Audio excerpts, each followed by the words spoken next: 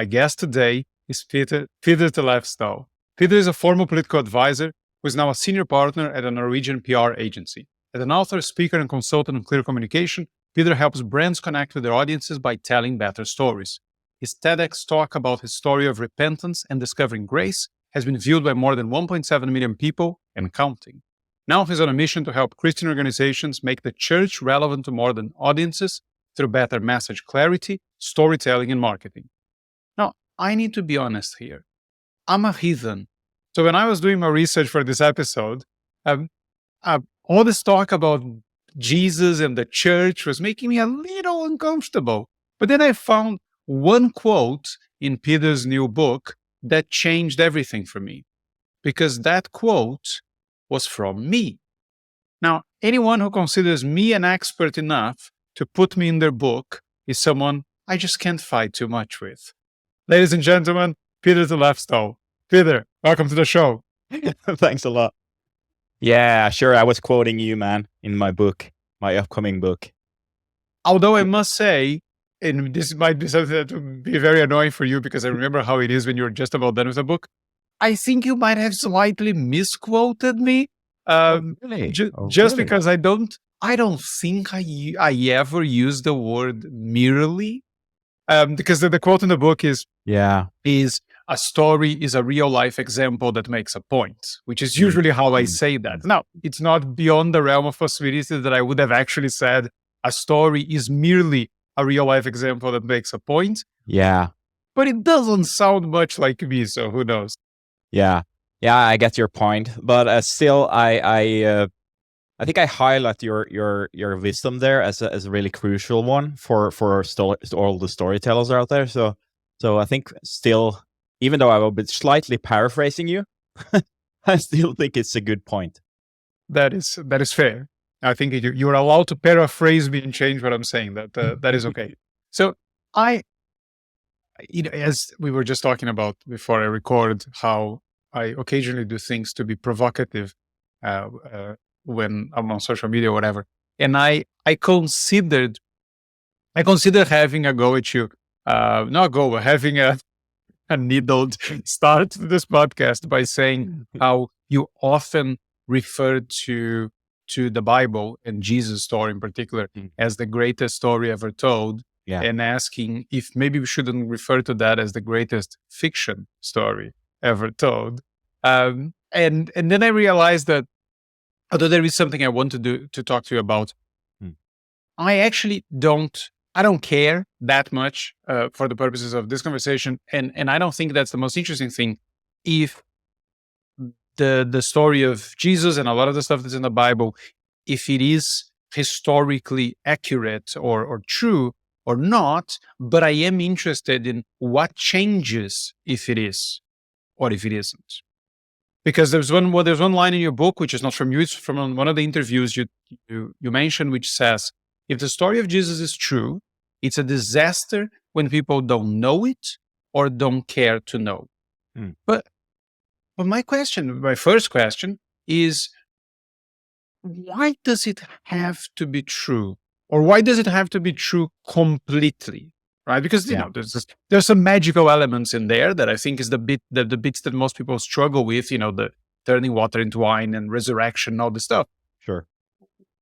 Why do they have to be true?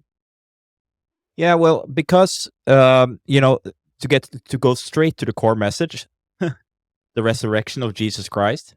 Or the claim of the resurrection of Jesus Christ, you don't have to believe it, but that physical historical event is actually the very thing that differs Christianity from all other religions and system of thoughts, kind of philosophy that the world has ever seen or known. So if you make that a just a symbolic event, or kind of don't take that literally, or is a metaphor or something, you basically remove the premise for the whole Christian belief.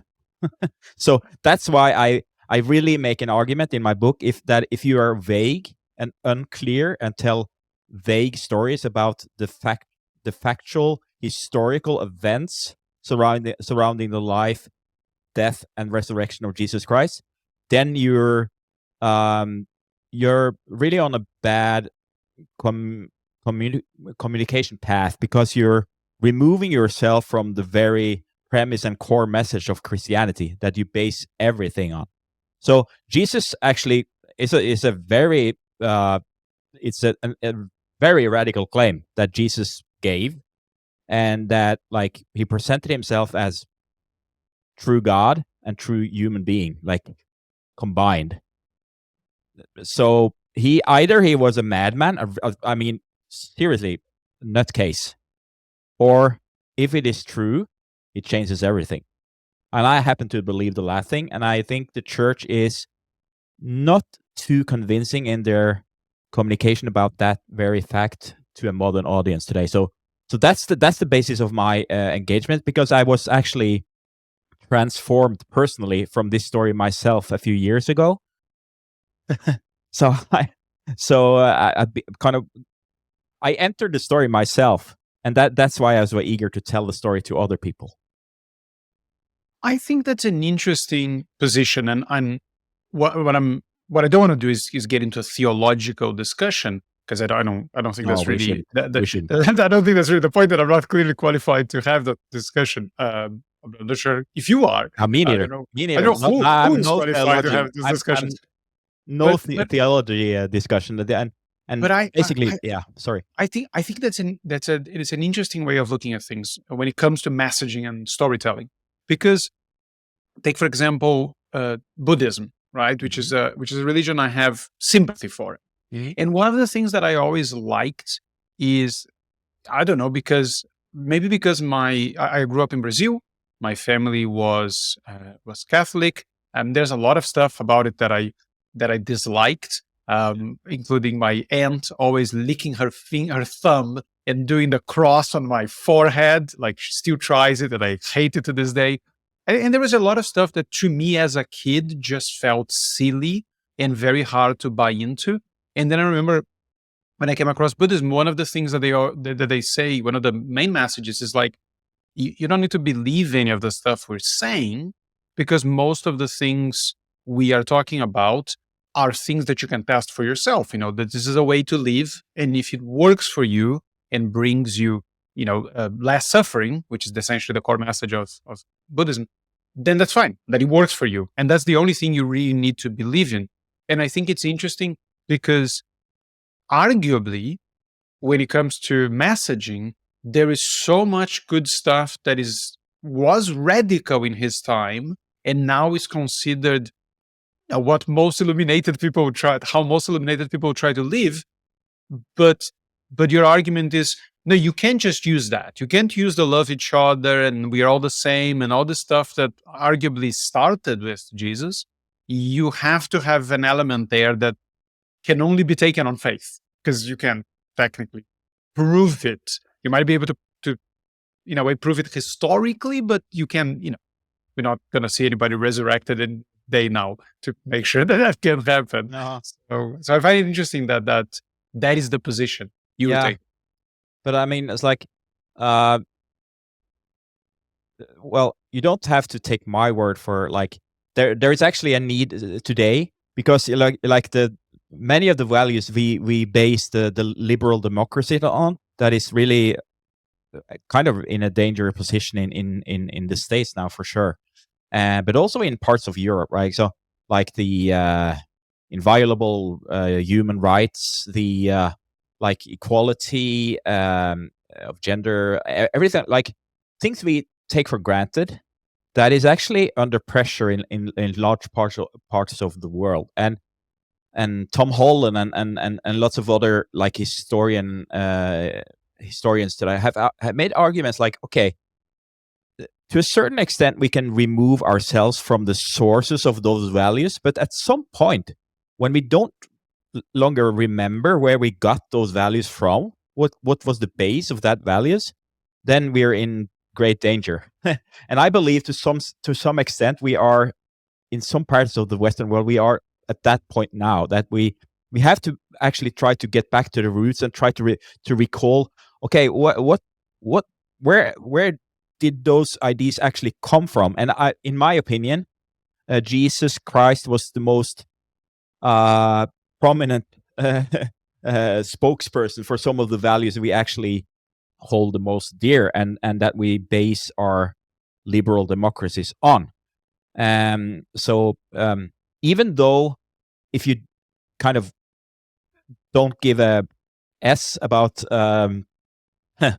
or F, S or F about him as a kind of his claims of being divine and stuff like that, even though as a historical person, I mean, it's so crucial to know his ideas, to know how he met people in his time and how that affected basically the whole Western civilization. And I'm so kind of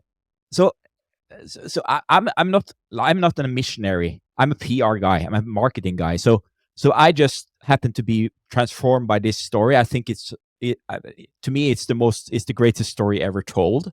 So I'm just curious why for so many people this very strong story that has actually power to form a civilization seemingly is irrelevant or even out of touch or even worse, dangerous in many people's eyes today. I find that's super interesting. And I don't think churches in general do a very good job of kind of closing that gap.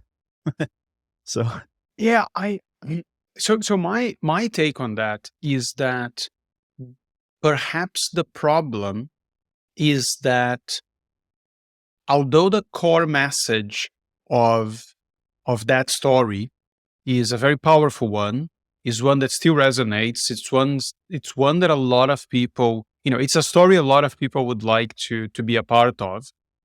There's a few different issues in there, and you touch on some of them in your book. So one of them is that message has been massively muddled.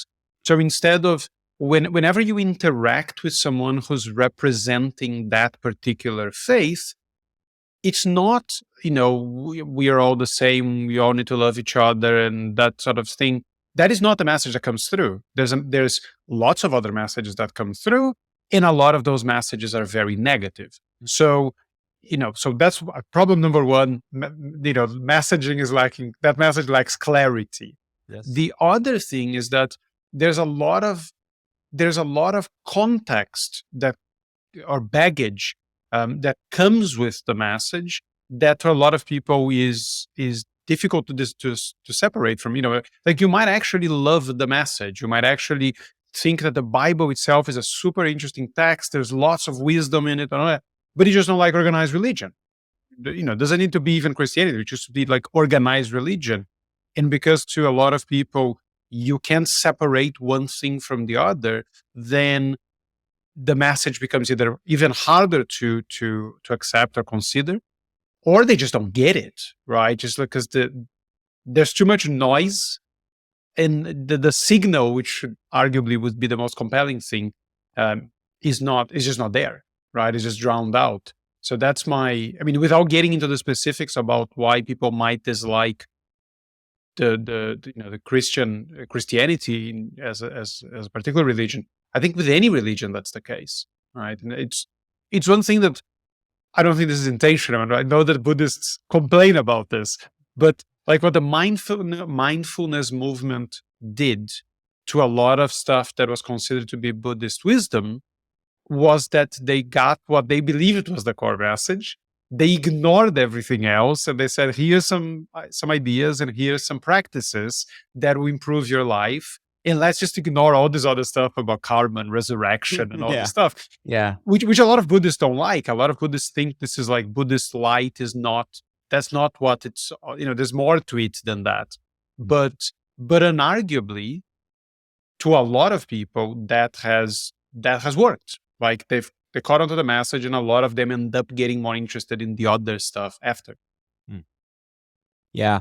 Well, you're totally right about like the at least the younger generation have been really skeptical, with good reason, I would say, to organized religion. So actually churches, like the Christian churches that I kind of approach or with my book and messaging is really, they have a branding problem, really a branding problem. So because at least it could be argued if it just like Jesus, it was Jesus actually who gave the church their brand. So the church's job is to manage the brand that Jesus gave the church.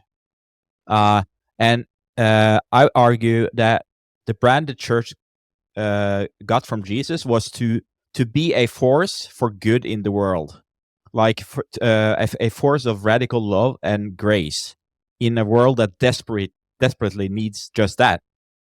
And I totally agree that this is, with a few exceptions, obviously, because there are a lot of Christians doing lots of great work out there, lots of preachers doing a great job communicating the core message, but like the overall reputation and perception of the church is kind of the opposite of what the original brand promise is.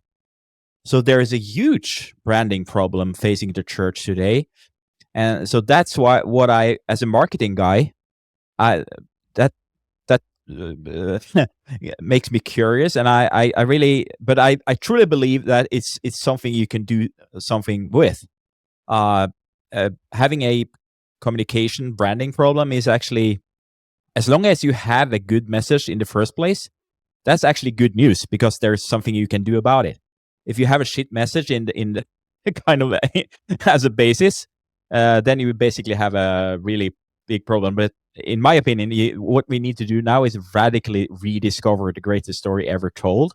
So it's basically not coming up with a new strategy or a new communication strategy or marketing strategy or whatever. It's actually in many ways the opposite. Just getting rid of a lot of stuff that has made this muddy, foggy, the whole core message. Nobody knows what it is. I describe in my book, kind of two ditches that the church has gone into. One is I call it the chameleon church, that is kind of trying to be relevant by kind of, I don't know, it's not my point to make fun of stuff like sort of having all this mindfulness yoga services. You have these, let's not talk too loud about Jesus because then we get associated with all this stuff we don't like. And so talk about the creator because that's less personal. And let's not talk about too much about sin because that's offensive to people. So and all it's kind of, so you're basically what you're doing is saying, I don't believe in my own story. So I'm telling you another story just to make you come and be a member in our community. But nobody knows what you're for. If you're a humanitarian organization or whatever, nobody can differ you from. Nobody understands what's your unique value proposition. And as an organization, that's a really bad position to be in. And it makes even the priests, and I talk with a lot of priests in kind of that ditch, they're really confused themselves about their own mission. And you shouldn't be in a church, I believe. It's interesting. It's interesting to consider, to think about Jesus and the church in modern marketing and branding terms, in the sense that it's a little bit like, let's say Steve Jobs had come up with the iPhone, right? And then that was the only thing he came up with. And then, he passed. And, 5 years later, 10 years later, 20 years later, 30 years later, the types of things Apple is selling are completely different than what he came up with. Okay? Maybe the original Mac is a better example. Like, he came up with this thing, but there was no company at the time. Like, they didn't have marketing channels. They didn't have they had a product right at the beginning. They didn't have a way to distribute it really. There was nothing. There's no marketing plan. There was some idea of what the brand was potentially going to be. But then 100 years later, 200 years later, there's a chance that whatever Apple is doing has no similarity anymore to what was the original thing. And then, like, at best, you have an original brand that might or might not work anymore. And you have to believe that the the product is still good. In this particular case, I think you could argue that the product is still very good. The product still has a lot of transformational power, but the brand has gotten muddied. All the marketing channels they invented, I mean, I'm not saying they're wrong, but they weren't there to begin with. Like, there was no church when Jesus was around. So chances are he wouldn't have set it up this way. So I think from a marketing point of view, from a clarity point of view, I think it does beg the question sometimes, if you have a product that's really good, or at least it's good enough for millions of people, so it's more than enough, it's more than a viable product, there's no question about it, but you're not being able to reach new audiences, or you're losing your customer base, could the problem be into how you're distributing this product and not in the product itself? I truly believe there's really nothing wrong with the product, to use that term. If Christianity is the product, I believe the product is. I think salvation is the product. Oh yeah, okay. Acceptance and salvation are the product. Acceptance and salvation, and maybe grace. Again, we could argue that that's the benefits that it gives to its audience. I think Christianity, because Christianity didn't exist when Jesus was around, right? No, Jesus wasn't a Christian, right? There you go. So, so the product, I mean, the product could be the word, right? The gospel. But what the product does is acceptance, is grace, salvation, all this stuff. Yeah. That is still valid, I would argue.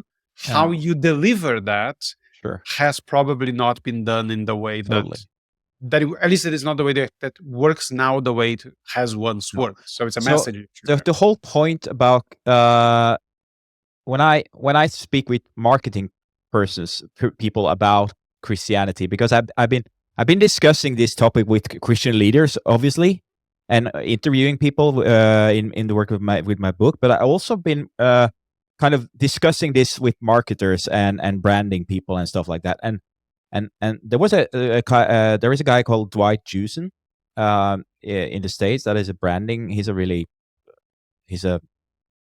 worked with a lot of the largest brands in the States, actually, and he says, if Christianity were my client, or the church were my client, I would say, like, obviously they have a branding problem, so we have to do something about it. But if I were to describe Christianity's core or main value proposition to kind of the audience, it would be three things, he said: grace, grace, and grace. That's it. That's the secret sauce, he called it, of Christianity, that makes this unique and differs from all other messages out there. So as long as you are going in your communication way in other direction than kind of focusing on whatever grace means for modern audiences, then you're kind of muddling your core message. And so really, Christianity is maybe perceived today as a kind of a political, it's very politicized. Either you're a liberal kind of Democrat-ish kind of Christian that can't believe it's even possible to be a Republican kind of evangelical voting for Trump kind of Christian. As they are like aliens from each other, even though they actually are supposed to believe in the same core message. So we have kind of, instead of because being a Christian is having your main identity in Christ, in Jesus Christ. That is being a Christian. And trying to live like he did, trying to be more like him, that's what it means to be a Christian. And as long as you kind of don't focus your messaging around that, it also, the message don't have the transformational power that it used to have. Like in different phases of the church's history, there has been movements that has really affected the society, like Christians following Christ and then shaping society they lived in. But that doesn't seem to be the case today, and I think that's sad. I think actually it's the opposite in many actually Christians today in many parts of the world are living in ways that leads to polarization and in many cases hatred, and that's the opposite of the intention of the founder of the brand. Yeah, one thing that I was thinking about, trying to just take us slightly away from theology and slightly more into the storytelling side, is it seemed to me, and again, not being a Christian myself and not having studied this, I might just be completely wrong here. But there was an interview you have there with Donald Miller, very famous for Storybrand, and one of the things, I think, when you ask him what's the core message of Christianity, I think what he said was that the core message is connecting people with God, or giving connection with God. And I read that and I thought, yeah, I can see how in some parts of the world, and in America this might be truer than in other places, that might actually make sense. But I was just questioning myself if this wasn't one of those typical issues where people are trying to sell a solution and not sell the problem that is actually relatable. Because sure, I imagine some people might feel that they that they don't have a connection with God, right? Or at least with a higher power. But I would be very surprised if the vast majority of people that end up finding their way into any religion, particularly the Christian one, if that is what they relate to. So I'm not saying that core message is wrong, but to me, if the communication revolves around that, and I'm just someone who feels lost, who feels like I'm not good enough, who feels like there's more to life than this, and I don't get what I'm doing in this world, I don't think that message necessarily, for me, it doesn't resonate at all. Yeah. Because to me, you're offering me a solution that I don't know if I want. So I was just thinking in terms of, and I understand the whole watering it down, and I don't think that you need to have, or you can have Christianity without Jesus Christ. But isn't this a case where if you only talk about Jesus and about God and about that stuff that is very specific to religion, you risk trying to sell a solution when people just want their problems fixed? Yeah, I think that's a good point, and I that is actually also what I observe when I study and analyze kind of websites, for example, for churches, and I try to go into that kind of market now to analyze kind of the marketing collateral, communication channels churches use to communicate to kind of externally, and that is like many other organizations, by the way. We see that all the time. You see that all the time. Like, we talk about ourselves, us. We do this, we deliver that, and come to us. And we talk about ourselves a lot in our communication and marketing. And especially important for churches to spend time actually being curious, talking with kind of people outside your community to try to learn more about the actual problems, the actual worries, the actual needs, dreams, longings that people have, that hopefully the church and the gospel can be an answer to, or a solution to. Because just a quick anecdote, when I grew up, I thought Christianity was a really bad idea when I was a younger man than I am now. So the story I heard from when I grew up was something like, Peter, you have to stop doing most of the things you like the best. You should be a little bit more ashamed of yourself. And even if you pull yourself together, there's still a good chance you're on a path to hell. So so that was a story it was very, very easy to rebel against. I did, like most of the kids in my generation, because it wasn't interesting. it gave no relevant answers to whatever we thought were important in life. So, but then when I actually got to see what the gospel is all about, and when I discovered grace a few years ago, is a long story. I tell about that in my TEDx talk. That was the gospel speaking to deep, actual problems I had in my life, in my everyday life at that point. And the gospel was a really relevant answer to those actual problems I had in my life now. So then, after I experienced that, and that is the only way I could actually accept and kind of wanting to be a part of that story. That was the only way in. When I understood that this could actually have something kind of tangible meaning to my actual life. So this whole philosophical, I think that maybe what's the I don't know if I can say the right word, the apologetics, or like the more like making an argument for the Christian faith, like mostly to the brain. To some people that is important. It maybe it's still important to do that kind of work, but to me, it's more about actually trying to name real concerns, real problems that people have, and how the gospel can relate to those issues.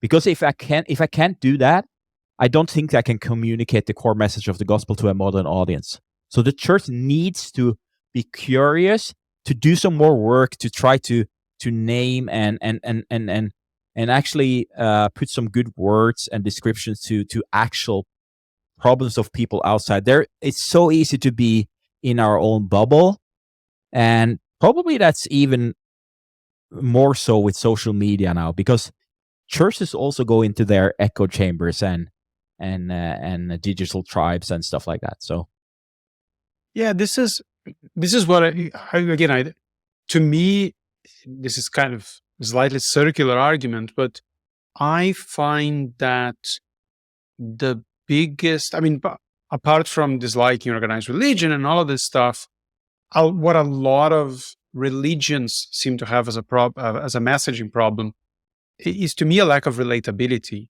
Because they're coming from a set of beliefs that is so far removed from the way most people see the world, or at least a lot of people see the world these days, that if you're asking me to, if you're asking me to buy into all of it, to buy into some of it, it's a hard sell.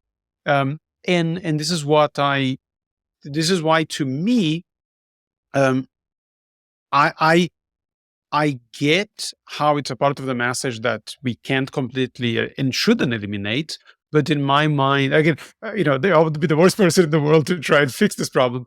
But the way I would probably try to fix this problem, not being Christian, is saying, okay, what are all the problems that our audience has that we feel we have a solution for?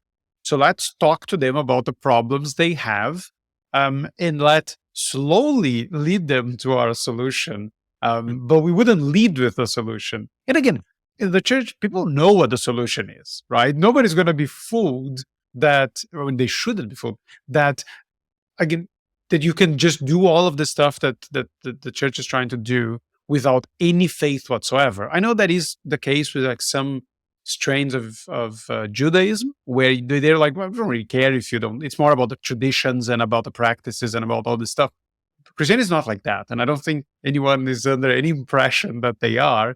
So it's like, you know what the solution is? Let's just not talk about it for a bit. Ignore the huge cross in the background, but let's talk about your problems. And then, at least if you're trying to bring people back in or bring new people in, I struggle to wrap my head around how that wouldn't be the most appropriate way to lead that. yeah, But one of the things you said earlier, and I think this is on your book as well, but you talked about how everything you were told made you not want to be a part of that story, right? And I think what the expression you used in the book was that whereas most people talk about making the audience the hero of the story, what a lot of church people do or church leaders do when they communicate is they make the audience the villain of the story. So Yeah. everything that is wrong is you are causing it or you're an example of it. Yeah. Which no, it's not. Nobody likes to hear that. No, and I kind of and the story I kind of exaggerating, of course, but like the story I told I mean, a few minutes ago, like the story I heard when I was younger was and the power of, or like the effect of communication is what's being heard, not what being said, right? So and that's the story most of my people on my age heard, and obviously didn't want to be a part of. So some have kind of had another experience with Christianity later in life, like me, but many haven't. But but when I, as a grown up, was reintroduced to this message in a more authentic and I would say more clear way, then I was described. The story I was told then was I've got to be the hero of that story, because I was a repentant sinner. I had some struggles in my life. I was kind of getting into a new phase. Full of uncertainty. I didn't know which way to go. And then I was invited into a story, fighting courageously against the evil within me and in my surroundings, with Jesus as my mentor, and kind of lots of stakes in the story, transformation of my identity. So kind of all the elements of a compelling story was a part of that story I was entering. And I think other people also are invited into that story. And once they approach and see the gospel as such a story, kind of taking a part in the epic fight against good and evil that we kind of all experience. Actually, I believe that's something that's a common experience, a human experience, that we have this strange doubleness within us, and we see it all over the place. We have a potential for doing good. We also have a great potential for doing evil, and that's how we are wired. And it's actually I understand the gospel as an invitation to take part, as joining a force for good, fixing a broken world, and also fixing myself. But I'm not left without help. I'm actually left with what I believe to be the most powerful guide that is out there. So when I think about like the gospel in that way, it also makes sense from a kind of a storytelling understanding of stuff. And so I think that's one of the opportunities for the church to invite people into such a story, and obviously making people the villain of the story, just like climate communicators do all the time. By the way, you should live more like this and this and this and this to save the planet. It's just like hearing the priest from my childhood. It's the same messaging, and it doesn't work. It really doesn't work. Well, or anyone who's ever been in a relationship where you get nagged constantly about all the things that who wants to be a part. Who wants to be a part of that?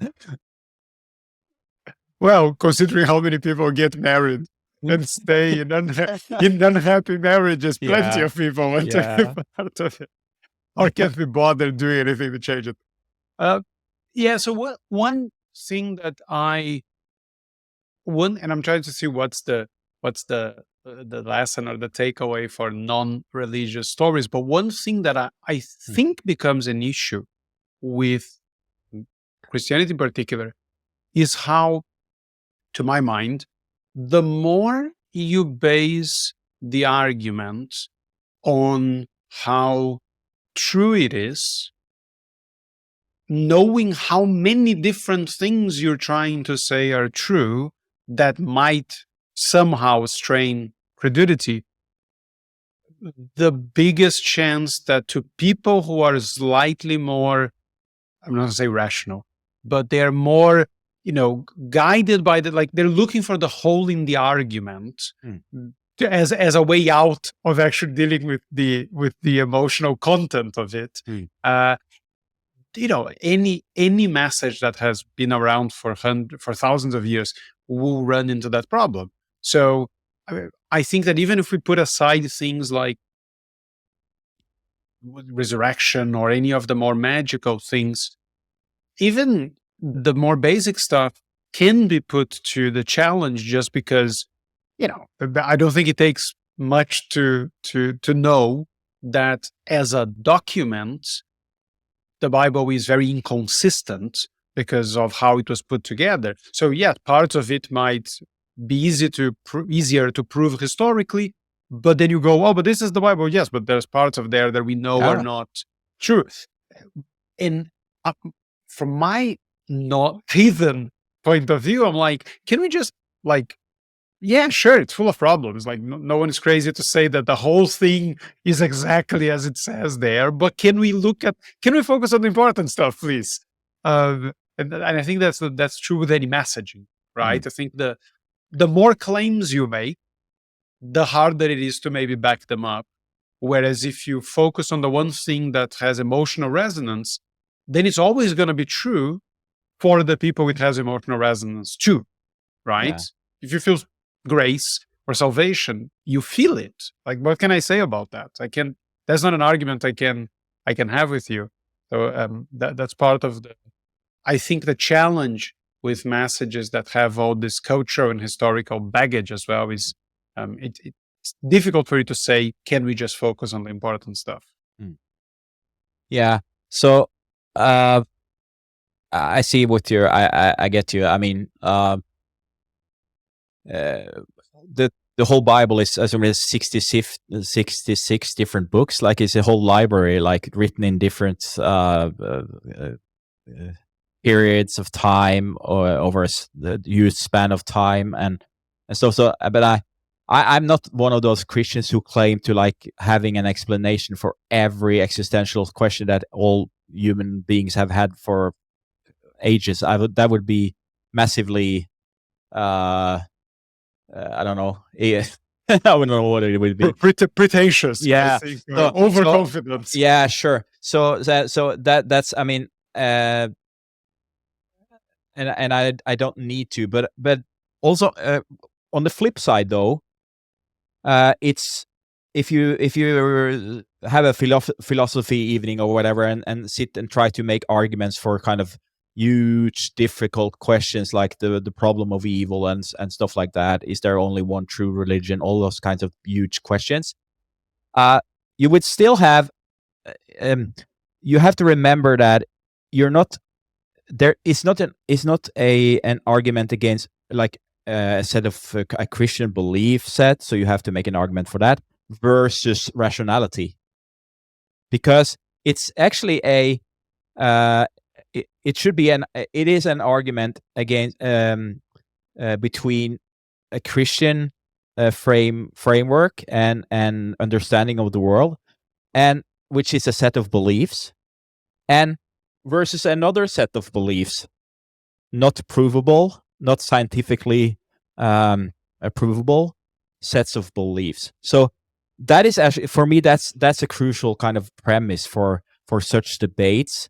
At least we have to be honest that, like, and I think it's a myth that, like, in a slightly post-Christian Western world today, that kind of didn't necessarily. There's a huge percentage of the millennials and at least Generation C that has grown up without knowing too much about the fundamental Bible stories, not to mention the gospel. They don't know why we celebrate Easter, like the religious part of that and stuff like that. So, yeah. But anyways, I think it's a myth that you can, having grown up in a post-Christian culture, you can your basis is a purely rational, kind of scientifically based, objective point of argument. That is not true. I mean, 5 minutes into a philosophical debate, you realize that we're actually discussing non-provable sets of beliefs. They're just different. So that's a fundamental basis for such discussions, for me at least. And I think that's maybe the kind of the new atheist movement that grew up for like 50 years ago and were very popular. Like 3 years into that movement, like we have established that God is dead, but then now what? So, but then I thought Nietzsche established that a long yeah, time. but Or the he four was horsemen of the yeah, but atheism. the four horsemen were like not as strong as Nietzsche maybe, but at least Nietzsche said that we're just living in this Christian framework, and we're not able to get out of it. So if you see it as a good thing or as a bad thing, it's your choice. But that was at least Nietzsche's claim. Even though he told that God is dead, we're still kind of fundamentally in a Western world living within a Christian framework, and at least a Christian ethical framework. So that is also a kind of a criticism, and I try to maybe provoke some people sometimes, because as lots of people say, I don't want anything with Christianity at all, but still they base their life on Christian ideas. Like, for example, the inviolable human worth, which is a fundamentally Christian idea. So the question is, can you kind of trade? I don't know if such values can if they're everlasting, if you'd kind of forget or kind of deny the source of it. I don't know. I'm concerned about that. I think it's fair to say that given how most people would not be aware that those values have originally come from Christianity, taking the premise that they did, then you could argue that they already exist independently of the source. Because you ask most people, particularly of my generation or our generation, where have these things come from? And you get, came from the Romans and the Greeks or whatever. You have to convince them that wasn't the case, that they came, at least a great part, from Christianity. So arguably, they already exist independently of the source. Now, would they continue to exist independently of the source 200 years down the line if the source was no longer a factor? I think, we can't prove that one way or the other, but I think they have been dissociated. So which to me, from a communication point of view, would be even more of an argument to say, actually, you already like a lot of the stuff, but you're missing this one really good bit here that maybe we can talk about. But let me just ask you something very storytelling specific, as I know we're coming up to the end of the time we had. A lot of people love mentioning Jesus when they talk about storytelling, like the power of storytelling. So there's this line, I use plenty of times, which is, if you don't want to preach, put stories in your speech. So arguably the least preacher-like person in his communication ever was Jesus. He just told stories all the time. Now, I make a connection from that might not be natural for everyone, which is, I think, okay, well, if you are within the church's universe, particularly if you're a pastor, a minister, someone who has to communicate to people all the time, you're just going to follow that example and tell stories all the time, even if you never make the connection that the stories don't all have to be from the Bible. But at least from the Bible, you have loads of stories and the example that you should be telling stories. But I get a feeling that most people that are in the church, if they tell stories, they are telling them, they're preaching stuff from the Bible, but not in a storytelling way.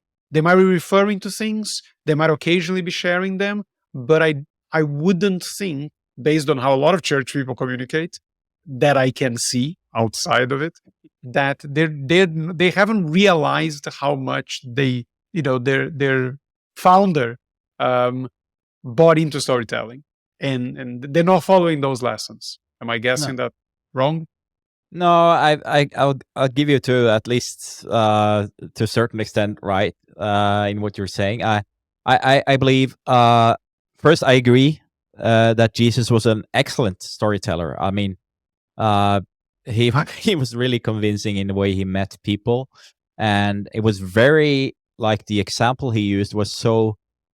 There was no like huge philosophical ideas and stuff like that. It was very down to earth and very directly into the lives of the people he met. So, relatable in their time and to their lives. So that's kind of the uh, shining bright example for preachers and priests today to try to mirror and learn from. And I agree that like because theology has caused a lot of problems for churches in their communication because theology is that's our human experiment or project to try to grasp God and understand God. And as long as you build layers upon layers on theology, it gets more, obviously, naturally, it gets more and more theoretical. You're removing yourself from the factual historical events, and you're talking about a lot about theories about what that events mean, and that you can also do that about Jesus stories, the parable of the prodigal son, the woman by the well, like really powerful stories. But as long as you do like a theoretical PhD kind of way of trying to understand those stories and not actually retell or try to tell similar kind of stories that kind of resonates with actual things that people observe around in their surroundings, then it's getting a little bit dry, hard to understand. And so I believe actually even though theology was supposed to help us understand Jesus and who he was, I think it sometimes does the opposite. I think we don't see Jesus in all the theological kind of arguments. And I Sometimes. think that if you get the argument you just made and you replace theology by theory or abstraction, and you replace Jesus by anything, like anything you want, that argument holds true. Because when you talk in theory or just pure statements, or our understanding of this thing is this, it's dry and people don't tend to understand it. It's harder for them to pay attention. Sure. It's harder for them to be engaged by it, and it's harder for them to care about it. Yeah. And that holds true for any communication in any sphere. And I think that when you are, perhaps, I'm just guessing here, when we're talking about religion, this might be even more true because there is a tendency to talk about things that are not considered by everybody or accepted by everybody as true. So you're not only talking about things that are already easier to challenge than other assertions, but you're also talking in the least effective way possible. Yeah. Whereas I can tell you about my theory about marketing, and there's nothing supernatural about it. You might think, I'm not sure, does that actually work? And then I give you an example or tell you a story and you go, oh, okay, I can see how that would work. But if you're talking about things that happened thousands of years ago to people that we've never met, doing things that sounds slightly incredible, and you're doing it in a way that is very poor from a communications point of view, then you're just making your task a lot harder. So just tell more stories. Yeah, tell more stories and tell relatable stories that actually resonates with real stuff that people observe in their surroundings, people actually care about and actually find important in their lives. And that's absolutely possible. That is not so hard even, but you have to have the mindset, you have to have the willingness to do the job. You have to have the even sometimes courage to go out there and communicate in that way to modern audiences. But I am obviously confident that Christian leaders have a core message that is has the capacity to resonate really well with modern audiences. It's just about doing the work and actually try to go back to the roots and see how the roots can be communicated to people today. And I truly believe it's more than possible. It's really, I think it's necessary. Well, I know that I'm still a heathen. I think you're still pretty sure you're still a believer. But I also know that given the quality or lack thereof of the communication in this particular arena that you're working in, there's massive room for improvement. And I know that your message is starting to resonate. You're doing speeches about it. You're doing workshops. So I think it's reaching fertile ground. How much anyone that doesn't care at all about the stuff we've been talking about can take and put it into other areas of marketing that's slightly more dubious in my mind, or perhaps we made too hard a job at it. But no, I'm knowing where you've come from and knowing the stuff that you were focused on for so long. I think this feels like a good fit, and this feels like again, I don't think anyone, heathen or otherwise, would dislike church communication getting better. I think, and coming from a country and a family that is Christian, anything you can do to get people to do anything better than licking their thumbs and making crosses on my forehead to make a connection is an improvement in my book. Yeah. All right, man. I know you've got to run. So thanks for the time. It was great having you here. Thank you. All right, everyone. Thanks for tuning in. Take care of yourselves. And until next time.